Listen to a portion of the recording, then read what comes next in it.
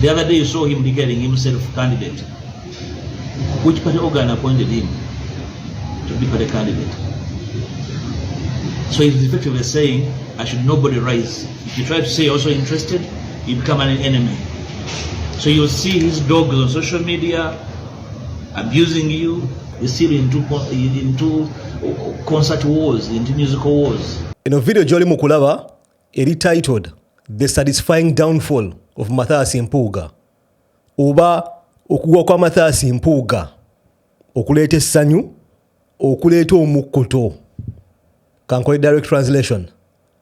Mathias Mpuuga atuse ku point nga akwata bisubi mu lulimi lwaffe.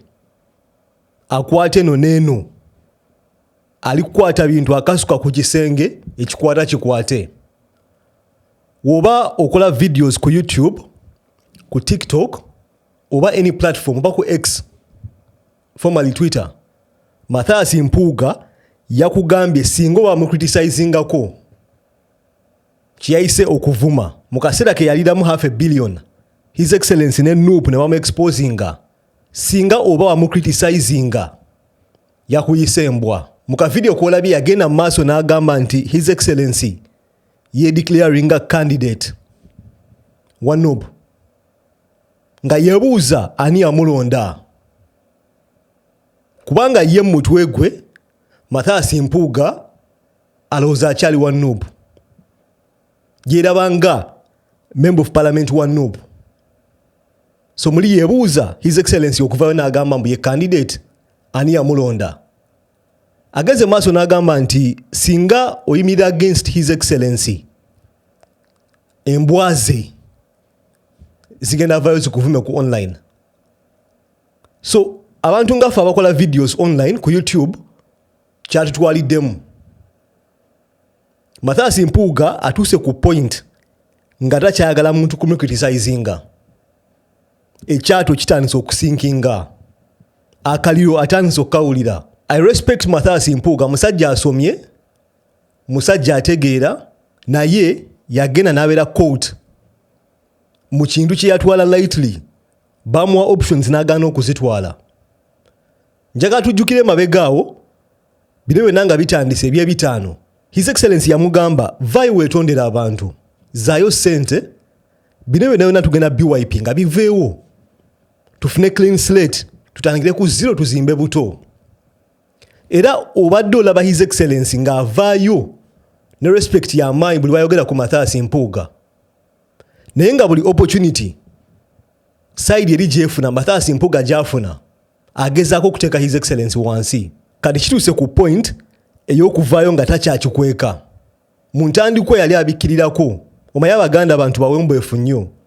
Balina engeri gye bavuma naye nga tebavumye. Oba okulidde mu Buganda ekyo kimanyi bulungi. Mathias Mpuuga mu ntandikwa yagenda nga n'akola interviews ku CBS ng'abikkirirako. Ne katumulaba avaayo openly. Alese bbeya nnako. Agambye mpa ky'olina nange nkuwe kyennyina. Agenda mu maaso ga kamera n'atandika okuteeka His Excellency n'abawagizi ba Nuupu ne Nuupu yennyini wansi. Mu ka video kennyini kwolabye alina comment ze yakola nga anafuya Nuupu. For the last 2 years, him and his small cabal have had on their lips the name of one person, Mathias Mpuuga. When I was low, it's because I tried to make sure I had not really tried to scatter the team at Parliament and beyond. I kept cool. Mathias Mpuuga akugambye mbu emyaka 2 egiyise His Excellency n'akabondo k'abantu kayise cabal. Cabal gwandaba kankujjukize oba oli mulabi wa firimu, waliwo firimu bagita Blacklist. Mwali musajja bali bamuyita Raymond Reddington. Mu season ezimu alina akabondo ke yalwanisa nga mu season eyo bakarifaringako nga cabal. Oba mu Luganda kyoyinza okugamba Kabul. Kugamba cabal kabeera kabondo k'abantu akayina enkwe oba olukwe okontrolinga abantu mu society.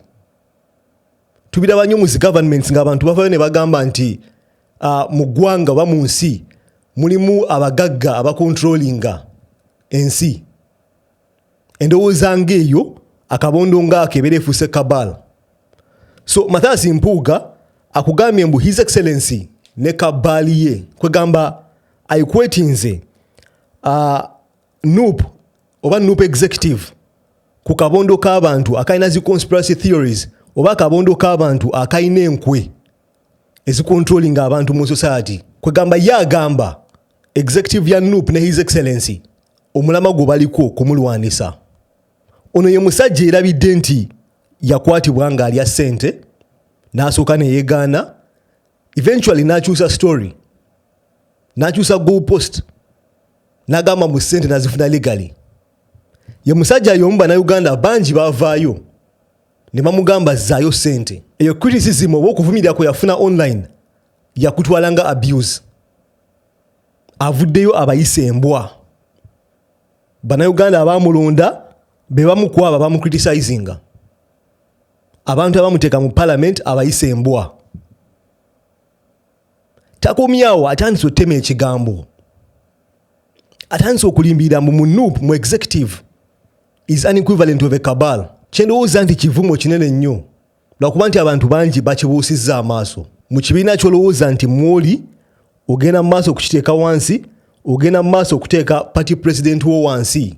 Naye bino byonna nga we nagambye, these are kicks of a dying horse. Oba ensambagere esembayo eza horse ng'egenda kufa.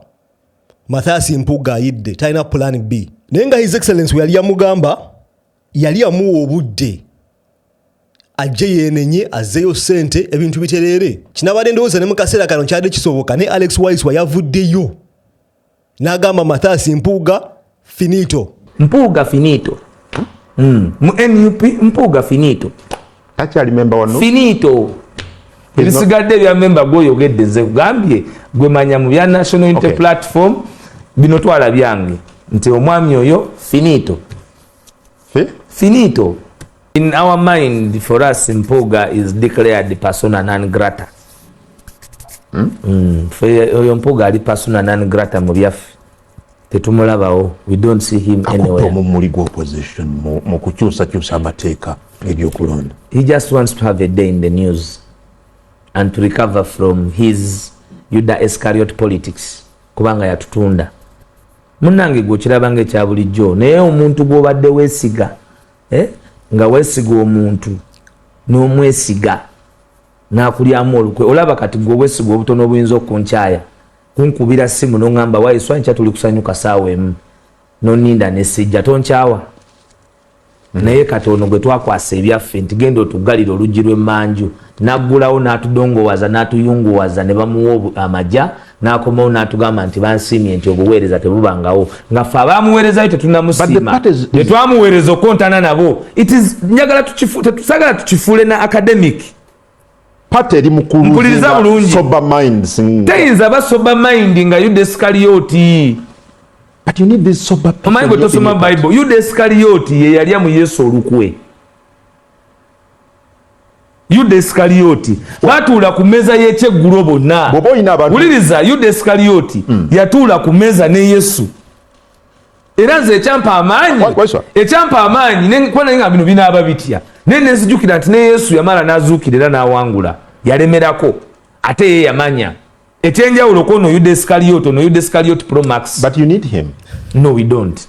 We don't need Yuda Iscariot in salvaging our country. People. He has a lot of appetite for corruption. Never ne Waiswa. Omusajja amuyise Yuda Iscariot Pro Max. Kwegamba ali ku level ndala. Naye kino kiri significant nti for the first time tufunye omuntu ali close ku NUP executive. Avuddeyo akugambye nti akampuuga kaweddemu. Mpuuga finito.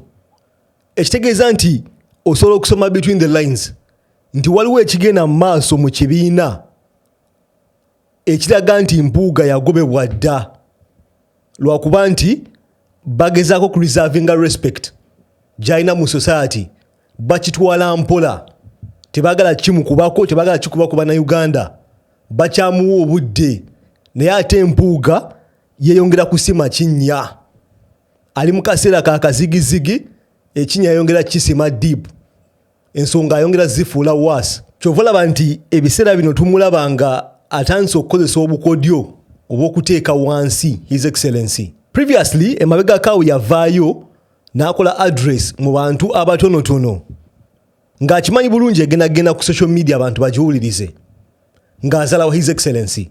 Sokola be video eno. Era okuwagira Kyagulanyi twali tumumanyi n'embeera ze katuzimanyi. Twali tukimanyi nti muvubuka mutokuffe obuyivu bwe bukakkamu ebyobufuzi tabimanyi byonna twali tubimanyi. Era tukimanyi bulungi nti yakava mu bidongo n'embeera z'ebidongo. Era tukimanyi nti olumu asiimuukamu byonna nga tubimanyi. Twali tubimanyi. Naye tugamba nti omwana wa Buganda n'obutamuwa mukisa ebeera ki? So byonna twali tubimanyi bulungi. Omanyi mikwano gyaffe mulimu abantu abali spineless. Waliwo akennyanja bagayita jellyfish. Jellyfish eno terina spine, teri solidi, teri nzugumivu, sawa yonna yeekyusa. Abantu nga Mathias Mpuuga balakinga spine. Omuntu eyakuyamba singa tekyali because of his excellency, singa tekyali because of noob, singa Mpuuga ne mu parliament alimu, ne tumulaba ng'avaayo mu address eno gy'abadde akola ng'agamba abantu mbu twali tumumanyi ebiseera ebimu avaako, twali tumumanyi mwana muto, twali tumumanyi politics tamumanyi, naye ate oyo gwazalawa essaawa zino ye yamuyamba okutuuka waali essaawa eno. If it wasn't for Noop and his excellency, singa Mathias Mpuuga toli mu parliament. Right now, yes, oli businessman, osomi oli lawyer, singa okola ebyo, singa tetulina kwogerako ssaawa eno. Omuntu ayinza okugamba his excellency alina okuregrettinga action zino because singa tyakusindika kufuuka lob, ebitaano byaffe tewandibiridde, mbiyita byaffe koza pay tax, nsasula omusolo n'Abannayuganda balaba bagusasula one way or the other, whether bali mu ggwanga oba tebali, they pay tax. So as taxpayers togenda tuyitambwa ssebo. We have a right okukubamu torch, tulina olukusa olukucriticizinga wadde gwe wagambye tukuvuma. Yes, nzikiriza mulimu abakuvuma nga ye address yenge gye bayinza okucommunicatingamu, because wagaana okuba option, wagaana okutwala option Bannayuganda ze baakuwa through his excellency ezigamba nti zaayo ssente weetonde. Wakifuula waasi wagenda mu kkooti n'ozannya bu gimmick oba obukodyo neweeroopa n'oleeta evidence eyiyo n'owangula omusango ng'okimanyi bulungi nti parliament yali egenda kukugoba. Nkusaba ompe endowooza mu comment section wansi awo ku nsonga z'enkoonyeeko. Nkimanyi eno week nkoonye nnyo ku minors, nvudde ku ngombo yaffe nti major on majors and minor on minors, ndi ku minors zokka. Naye nkusaba ompe endowooza mu comment section wansi awo, oklikinge ku screen wano olabe video eno nga Pastor Bujingu agezaako okulabisa his excellency ekyamutuuseeko. Nja kulaba mu video eddako. Peace.